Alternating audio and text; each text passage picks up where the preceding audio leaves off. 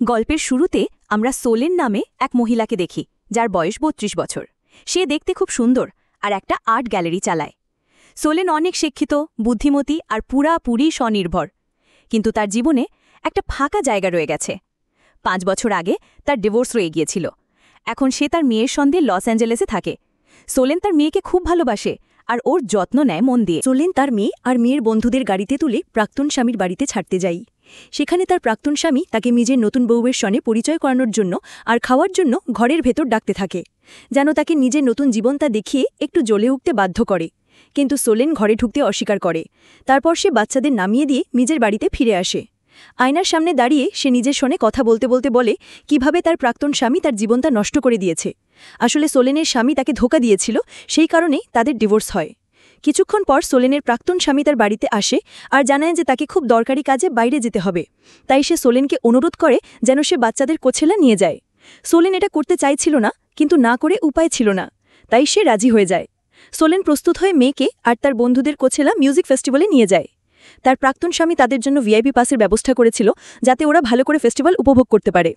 সোলেনের মেয়ে আর তার বন্ধুরা এখানে ওখানে ঘুরে বেড়াতে চলে যায়, আর সোলেন ভিআইপি এরিয়ার পাশে বসে একটু আরাম করতে থাকে। হ্যালো বন্ধুরা, চ্যানেলটি সাবস্ক্রাইব করে আমাদের সঙ্গেই থাকবেন। কিন্তু হঠাৎ তাকে টয়লেটে যাওয়ার দরকার হয়, তাই সে বাইরে বেরিয়ে বাথরুম খুঁজতে খুঁজতে ভুল করে এক ভ্যানিটি ভ্যানে ঢুকে পড়ে। সোলেন যখন বাথরুমের দরজায় নক করে, তখন ভিতর থেকে একটা ছেলে বেরিয়ে আসে যার নাম হায়েস।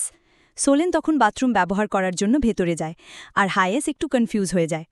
যখন সোলেন বাইরে বেরোয়, তখন হায়েস জানায় যে সে একটা ব্রিটিশ বয় ব্যান্ডের একজন জনপ্রিয় গায়ক, আর ওই ভ্যানিটি ভ্যান তাদের।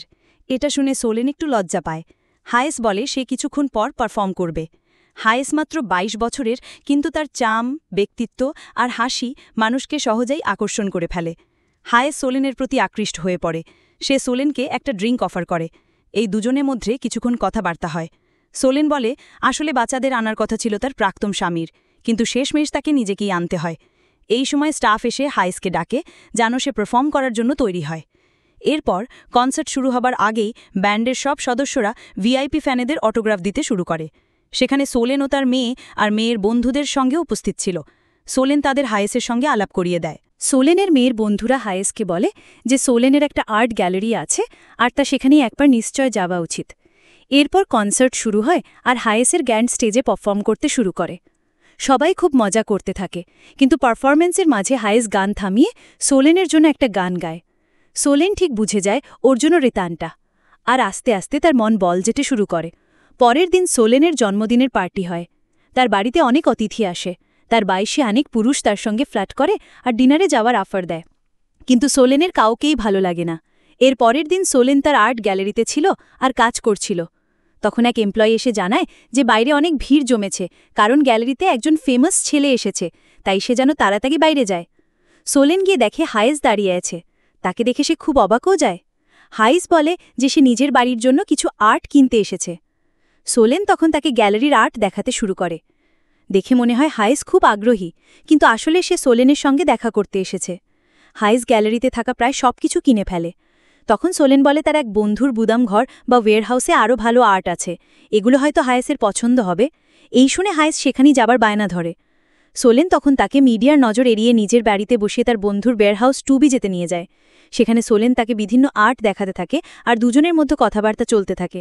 হায়েস বলে দুনিয়ার সবাই আমাকে আমার নামের জন্য চাহে, কিন্তু তুমি আলাদা, আমি তোমায় আরও ভালোভাবে চিনতে চাই। হায়েস তখন খুব ক্ষুধার্ত ছিল, তাই সোলেন তাকে গাড়িতে বসিয়ে বেরিয়ে পড়ে। তারা কোনো রেস্টুরেন্টে যেতে পারে না, কারণ মিডিয়া আর ফ্যানরা হায়েসের পিছনে লাগতে পারে। তাই সোলেন তাকে স্যান্ডউইচ খাওয়াতে নিজের বাড়িতে নিয়ে আসে। তার মেয়ে তখন বাড়িতে ছিল না, তাই হায়েসকে কেউ দেখতেও পায় না। হ্যালো বন্ধুরা, চ্যানেলটি সাবস্ক্রাইব আমাদের সঙ্গেই থাকবেন। সোলেনের মেয়ের বন্ধুরা হায়েসকে বলে যে সোলেনের একটা আর্ট গ্যালারি আছে আর তা সেখানে একবার নিশ্চয় যাওয়া উচিত। এরপর কনসার্ট শুরু হয় আর হায়েসের ব্যান্ড স্টেজে পারফর্ম করতে শুরু করে। সবাই খুব মজা করতে থাকে, কিন্তু পারফরম্যান্সের মাঝে হায়েস গান থামিয়ে সোলেনের জন্য একটা গান গায়। সোলেন ঠিক বুঝে যায় ওর জন্য রিতানটা, আর আস্তে আস্তে তার মন বলে যেতে শুরু করে। পরের দিন সোলেনের জন্মদিনের পার্টি হয়। তার বাড়িতে অনেক অতিথি আসে। তার বয়সী অনেক পুরুষ তার সঙ্গে ফ্ল্যাট করে আর ডিনারে যাওয়ার অফার দেয়, কিন্তু সোলেনের কাউকেই ভালো লাগে না। এর পরের দিন সোলেন তার আর্ট গ্যালারিতে ছিল আর কাজ করছিল। তখন এক এমপ্লয়ি এসে জানায় যে বাইরে অনেক ভিড় জমেছে, কারণ গ্যালারিতে একজন ফেমাস ছেলে এসেছে, তাই সে যেন তাড়াতাড়ি বাইরে যায়। সোলেন গিয়ে দেখে হায়েস দাঁড়িয়ে আছে। তাকে দেখে সে খুব অবাকও যায়। হায়েস বলে যে সে নিজের বাড়ির জন্য কিছু আর্ট কিনতে এসেছে। সোলেন তখন তাকে গ্যালারির আর্ট দেখাতে শুরু করে। দেখে মনে হয় হায়েস খুব আগ্রহী, কিন্তু আসলে সে সোলেনের সঙ্গে দেখা করতে এসেছে। হায়েস গ্যালারিতে থাকা প্রায় সব কিছু কিনে ফেলে। তখন সোলেন বলে তার এক বন্ধুর গুদামঘর বা ওয়্যারহাউসে আরও ভালো আর্ট আছে, এগুলো হয়তো হায়েসের পছন্দ হবে। এই শুনে হায়েস সেখানে যাওয়ার বায়না ধরে। সোলেন তখন তাকে মিডিয়ার নজর এড়িয়ে নিজের গাড়িতে বসিয়ে তার বন্ধুর ওয়্যারহাউস তুবি যেতে নিয়ে যায়। সেখানে সোলেন তাকে বিভিন্ন আর্ট দেখাতে থাকে আর দুজনের মধ্যে কথাবার্তা চলতে থাকে। হায়েস বলে, দুনিয়া সবাই আমাকে আমার নামের জন্য চাহে, কিন্তু তুমি আলাদা, আমি তামায় আরও ভালোভাবে চিনতে চাই। হায়েস তখন খুব ক্ষুধার্ত ছিল, তাই সোলেন তাকে দাড়িতে বসিয়ে বেরিয়ে পড়ে। তারা কোনো রেস্টুরেন্টে যেতে পারে না, কারণ মিডিয়া আর ফানরা হায়েসের পেছনে লাগতে পারে। তাই সোলেন তাকে স্যান্ডউইচ খাওয়াতে নিজের বাড়িতে নিয়ে আসে। তার মেয়ে তখন বাড়িতে ছিল না, তাই হায়েসকে দেখতেও পায় না। হ্যালো বন্ধুরা, চ্যানেলটি সাবস্ক্রাইব আমাদের সঙ্গেই থাকবেন। সোলেন স্যান্ডউইচ বানাতে শুরু করে আর হায়েস তাকে কাজে সাহায্য করতে শুরু করে। এই সময়ে দুজন নিজেদের পরিবারের সম্পর্কের কথা বলতে থাকে। সোলেন জানায় তার প্রাক্তন স্বামী তাকে ধোঁকা দিয়েছিল। সে জানে তাদের ডিভোর্স হয় আর এখন সে একা থাকে। তার জীবন মানে এখন শুধু তার মেয়ে, তাই সে সহজে কাউকে বিশ্বাস করতে পারে না। এই কথা বলতে বলতে দুজনে একটু আবেগপ্রবণ হয়ে পড়ে। ঠিক তখনই সোলেনের টেলিফোন বেজে ওঠে। সে কথা বলার জন্য অন্য ঘরে যায়। এই সময় হায়েস পিয়ানো বাজাতে শুরু করে। সোলেন ফিরে এসে বলে, তুমি দারুণ পিয়ানো বাজাও। সে হায়েসকে ভালোবাসা দৃষ্টিতে দেখতে শুরু করে, কারণ এখন সেও তার প্রতি আকৃষ্ট হয়ে পড়েছে। হায়েস তার কাছে এসে দুজনেই একে অপরকে কিস করতে শুরু করে। কিন্তু হঠাৎ সোলেন থেমে যায় আর বলে, এটা ঠিক নয়, আমি তোমার থেকে অনেক বড়, এটা ঠিক হচ্ছে না। কিন্তু হায়েসের জন্য বয়স তো শুধু একটা সংখ্যা। সে বোঝায় সে তার জন্য কতটা গুরুত্বপূর্ণ। তার বুদ্ধি, সরলতা আর তার রিয়াল হওয়াটা হায়েসের খুব পছন্দ। তবুও সোলেন তার কথা শোনে না আর তাকে সেখান থেকে চলে যেতে বলে। হায়েস চলে যায় আর ঠিক তখনই সোলেনের মেয়ে বাড়ি ফিরে আসে, কিন্তু সোলেন তাকে কিছুই জানায় না। সোলেন টেবিলের ওপর হায়েসের ঘড়িটা দেখতে পায়, যেটা সে নিজের কাছে রেখে দেয়। পরের দিন সে তার মেয়েকে সামার ক্যাম্পে ছেড়ে আসে। সেই রাতেই যখন সে বাড়ি থেকে একটা বসে বই পড়ছিল, তখন তার ফোনে হায়েসের একটা মেসেজ আসে। মেসেজে লেখা ছিল, আমি তোমায় খুব মিস করছি। আর সে মেমোরির একটা হোটেলে তাকে দেখা করতে বলে, কারণ ওখানে হায়েস তার ব্যান্ডের সঙ্গে পারফর্ম করতে যাচ্ছে। এখন সোলেনও হায়েসকে পছন্দ করতে শুরু করেছে, আর তার মেয়ে তো কয়েক সপ্তাহের জন্য সামার ক্যাম্পে আছে। তাই সোলেন হায়েসের কথা রাখতে রাজি হয়ে যায় আর প্লেন ধরে নিউ ইয়র্ক চলে যায়। তারপরে সে হায়েসের হোটেল রুমে যায়, যেখানে হায়েস ছিল।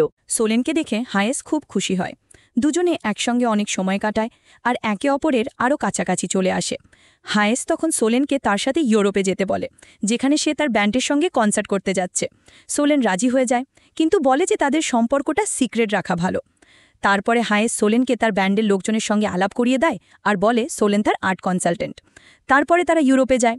ইউরোপে ব্যান্ড পারফর্ম করে, আর ফাঁকা সময় হায়েস আর সোলেন মিলে নতুন জায়গা ঘোরে। হায়েস তাকে নতুন রেস্টুরেন্টে নিয়ে যায়, আর তারপরে হোটেলে ফিরে এসে দুজনে একে অপরের প্রেমে মগ্ন হয়ে পড়ে। এখন তাদের মধ্যে একটা গভীর সম্পর্ক তৈরি হতে থাকে। সোলেনের মনে হয় তার ফাঁকা হয়ে যাওয়া জীবনটা আবার রঙিন হয়ে উঠেছে। সে আবার হাসতে শিখছে, বাঁচতে শিখছে, আর সে নিজেকে আবার একজন সম্পূর্ণ নারী হিসাবে অনুভব করতে পারে। এই সময় তার মেয়ে ফোন করে। তখন সোলেন মিথ্যে বলে দেয় যে সে বাড়িতে আছে আর কাজে খুব ব্যস্ত। এদিকে হায়েস আর সোলেন তাদের সম্পর্কের কথা কাউকে বলে না, কিন্তু তারা ব্যান্ডের সঙ্গে ট্রাভেল করে তো বলে লোকজনের সন্দেহ হতে শুরু করে যে তারা ডেট করছে। একবার যখন হায়েস আর সোলেন একটা রেস্টুরেন্টে একসঙ্গে ছিল আর তারা একে অপরকে কিস করছিল, ঠিক তখনই সেলিব্রিটি মিডিয়া লোকেরা লুকিয়ে তাদের ছবি তুলে ফেলে।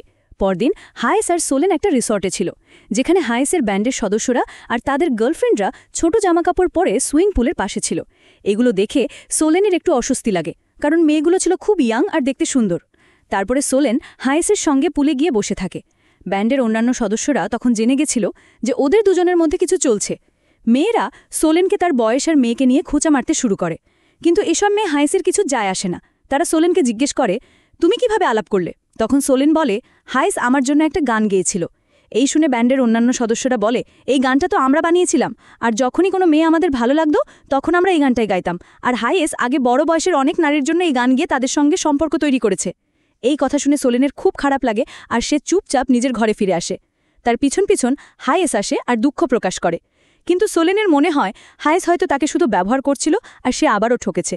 হায়েস তখন সোলেনকে বলে, আমি তোমায় সত্যি খুব ভালোবাসি, এর আগে কোনো মেয়ের সঙ্গে এমনটা কখনো অনুভব করিনি। কিন্তু সোলেন উত্তর দেয়, আমি তোমার থেকে বয়সে অনেক বড়, আমাদের এই সম্পর্কটা চলবে না। সে হায়েসের কথা না শুনেই তার ঘড়িটা ফিরিয়ে দেয় আর ফ্লাইট ধরে আবার লস অ্যাঞ্জেলেস ফিরে যায়।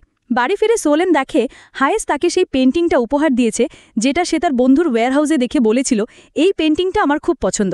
এটা দেখে সোলেন একটু খুশি হয়, কিন্তু হায়েসের সঙ্গে সম্পর্ক আস্তে আস্তে খুব কষ্টে থাকে। পরের দিন সোলেনের প্রাক্তন স্বামী আর তার বউ তার কাছে আসে। তার এক্স স্বামী বলে দেয়, আমি শুনেছি তুমি হায়েসকে ডেট করছো, কারণ আমার এক বন্ধু তোমায় তার সঙ্গে দেখেছে। এর উত্তরে সোলেন বলে দেয়, সে শুধু আমার কাছ থেকে আর্ট কিনতে চেয়েছিল। বলে তো, সে শুধু আমার কাছ থেকে আজ কিনতে চেয়েছিল। এই শুনে তার এক্স স্বামী চুপচাপ চলে যায়। তখন তার বউ সোলেনকে বলে, তো আমি তাকে ডিভোর্স দিতে চলেছি, কারণ আমাদের সম্পর্ক আর ঠিকঠাক চলছে না। তবে এই কথাটা আমি তাকে এখনও বলিনি। সোলেন এই কথা শুনে একটু দুঃখ পায় না। এর পরের দিন সোলেনের কাছে হাইসের একটা মেসেজ আসে। সে লেখে, সোশ্যাল মিডিয়া থেকে দূরে থাকাই ভালো। কিন্তু সোলেন তাও সোশ্যাল মিডিয়া খুলে ফেলে আর নিজের আর হাইসের ছবি অনলাইন দেখে গাঁপড়ে যায়। মিডিয়া তাদের ছবি লিক করে দিয়েছিল, আর লোকজন তার সম্পর্কে খুব বাজে বাজে কথা লিখছে।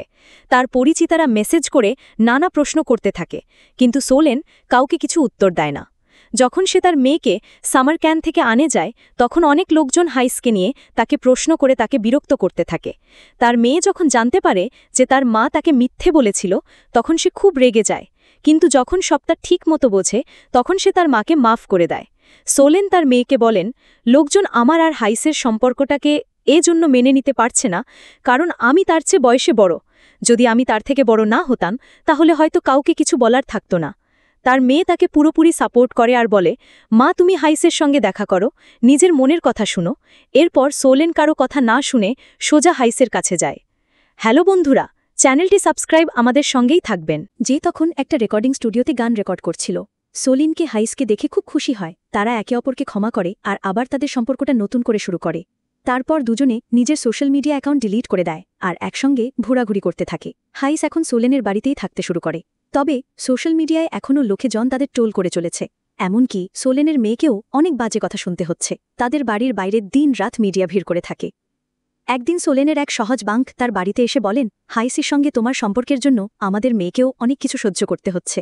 ও এই জটিলতায় জড়িয়ে গেছে। সোলেনের মেয়ে নিজের মায়ের জন্য খুশি হলেও স্কুলে তাকে অনেক কথা শুনতে হয় আর তার উপহাস করা হয়। এই সব কিছুর চাপে এবার সোলেন একেবারে ক্লান্ত হয়ে পড়ে আর মানসিকভাবে খুব ভেঙে যায়। সোলেনের এক সহজ বাঙ্ক পক্ষণ তাদের মেয়েকে বাড়ি থেকে নিয়ে যায় আর পাপারাজিদের চোখ এড়িয়ে তাকে স্কুলে পৌঁছে দেয়। ওদিকে হাইস কিছু কাজের জন্য নিউ ইয়র্ক চলে যায়। যখন সোলেন স্কুল থেকে তার মেয়েকে নিতে যায়, তখন দেখে সে খুব মন খারাপ করে আছে। তার মেয়ে বলেন, তোমার আর হাইসের সম্পর্কের জন্য আমাকে অনেক কিছু শুনতে হচ্ছে। এটা শুনে সোলেনের মনটা একদম ভেঙে যায়। এই সময় সোলেন জানতে পারে তার এক সহজ বাঙ্ককে তার বউ ডিভোর্স দিয়ে দিয়েছে। তখন সোলেন তার মেয়েকে তার বাবার কাছে রেখে নিজে বাড়ি ফিরে আসে। বাড়ি ফিরে সোশ্যাল মিডিয়া খুলে দেখে লোকেরা শুধু ওকে নয়, তার মেয়েকেও সবাই ট্রল করছে। তখন সোলেন একটা কঠিন সিদ্ধান্ত নিয়ে তাকে হাইস আর তার মেয়ের মধ্যে একজনকে বেছে নিতে হবে। হাইস যখন নিউ ইয়র্ক থেকে ফিরে আসে, তখন সোলেন ওকে বলেন, আমি আর এই সম্পর্কটা এভাবে চালিয়ে যেতে পারবো না। এটা শুনে হাইস খুব কষ্ট পায় আর বলেন, তুমি সেই মানুষ যাকে আমি সবসময় খুঁজে এসেছি, তোমাকে ছাড়া আমার জীবন অসম্পূর্ণ।